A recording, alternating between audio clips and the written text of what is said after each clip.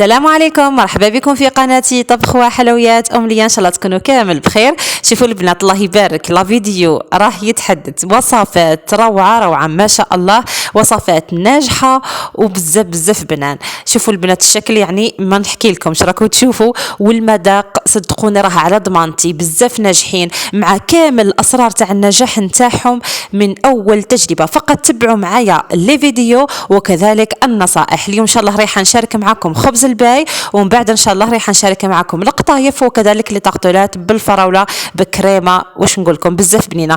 نخليكم اوفياء للقناه، رايحه نشارك معكم كامل هذه الوصفات درك ان شاء الله. راه فيديو بعد فيديو، بما انه رانا في النصفيه فبزاف منكم يحب يدير عرضات ولا مثلا هكا سهره مع العائله ولا. شوفوا هاد الوصفات بزاف مناسبين. شوفوا الله يبارك خبز الباي، اذا تبعتوا الوصفه هذه تاع خبز الباي نضمن لكم ان شاء الله باذن الله ما رايحينش تغيروها.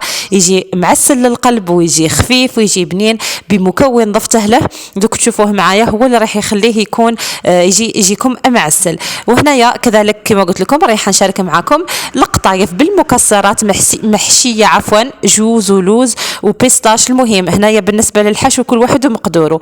شوفوا الله يبارك خبز الباي، يعني قلت لكم وصفه ان شاء الله ما رايحينش تغيروها، بزاف بزاف ناجح. وكذلك البنات الوصفه نتاع لي طارتولات بالكريمه بزاف بزاف بنينه بدون بيض، ان شاء الله تجربوهم وتخليوا الاراء تاعكم في التعليقات. كالعاده راني قسمت لكم هنايا، وشوفوا الشكل تاع خبز الباي كيفاه داير، يعني هنا ما يشقاش نشرح، يعني راكم تشوفوا. شوفوا الله يبارك معسل للقلب ويجي خفيف ويجي بزاف بزاف بنين.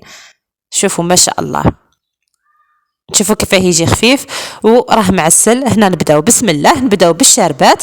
عندي هنايا زوج كيسان نتاع الماء، الكاس اللي نعبر لكم به دائما اللي يهز 200 ملي، ورايحه نضيف كاس نتاع سكر، نفس الكاس زوج كيلات نتاع الماء مع كيلة نتاع سكر طرونش تاع قارص، ونديرهم يغليو على النار واحد 10 دقائق ونطفوا عليهم.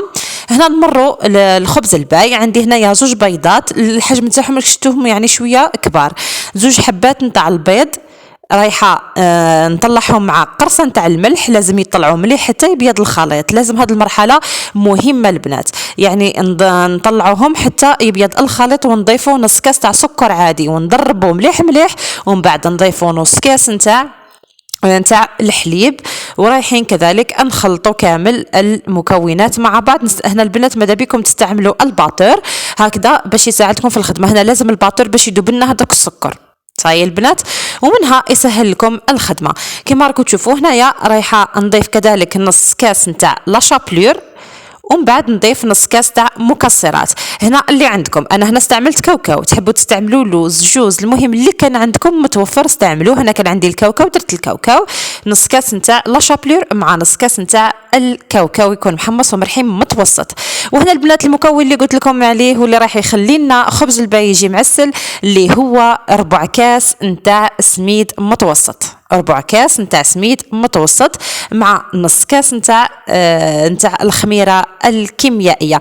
البنات انا هنايا صراحه نسيت القارص، حتى التالي وتفكرتوا انتم ديروا مبشور تاع حبه نتاع القارص. البنات هنايا بالنسبه للمكونات هذو تخرج لكم حوالي 12 نحبه هكا في قوالب فرديه. وكما راكم تشوفوا هنا زدت ضفت نص كاس نتاع زبده دايبه، نص كاس نتاع مارغرين، يعني مارغرين انا استعملت لابيل تاع زبده دايبه، ونضربوا كل شيء بالخلاط نتحصلوا على هذا القوام. وانتم ما تنساوش في الاخير ضيفوا زاز حبه نتاع الليمون ولا لافاني كما تحبوا. هنا البنات جبت هذه القوالب الفرديه ورايحه نعمرهم، لكن البنات نعمروهم في النصف فقط، بما انه راه فيه البيض وراه فيه الخماره فرايحين يتنفخوا معايا، ما نعمرهمش بزاف باش ما يفيضوناش على القالب وبالتالي ما يجيش شكلهم مليح. شوفوا كي عمرناهم في النصف يعني جاو سوا مع الحافه. المهم البنات هنا دخلتهم يطيبوا من الاسفل، ومن بعد شعلت لهم من الفوق تحمروا بهذا الشكل، ومن بعد هما سخونين نسقيوهم بهذيك الشربات اللي تكون بردت. المهم حاجه فيهم تكون بارده، يا الشربات يا خبز الباي هكا باش ما يتعجناش كي البسبوسه.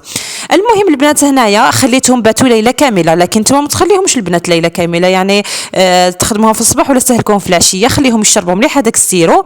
ومن بعد كلمسه اخيره جبت الكونفيتور تاع المشماش، كما كنت تشوفوا عطيته لمسه من مسحه هكا خفيفه من الفوق، منها تعطيني هذيك لابريونس، منها تزيد له في الكو. وكذلك كي زينت هكذا بالبيستاش يكون مرحي خشين من هذا الشكل للتزيين. كما تقدروا تستعملوا كاوكاو لوز اللي عندكم، ولا تخليوها سامبل كما تحبوا، باش تاني يلصق لي فيه هذوك المكسرات كي نزين. شوفوا الله يبارك الشكل النهائي نتاع خبز الباي، جربوه بالطريقه هذه صدقوني ما رايحينش تغيروا لا غوسات، بزاف بنين، خصوصا كي ضفنا هذاك 4 كاس نتاع سميد متوسط، هو اللي راح يخليه لنا خفيف ويجينا مشرب حتى للقلب كما كان موضح في لا فيديو. وكذلك نزيد نقسم لكم ان شاء الله وتشوفوا كيفاش يكون الشكل من الداخل. البنات بالنسبه اللي حبت تضاعف المقادير نتاع خبز الباي، دير 4 بيضات، ولكن بالنسبه للكاس ما ديرش مثلا كاس سكر، دير كاس الا ربع سكر، كاس الا ربع حليب، كاس الا ربع زبده دايبه، كاس نتاع مكسرات، مع كاس نتاع لا شابلور. ان شاء الله تكونوا عقلتوا معايا، مع كيس تاع خميره نتاع الحلويات، وما تنساوش لافاني او الزست نتاع الليمون.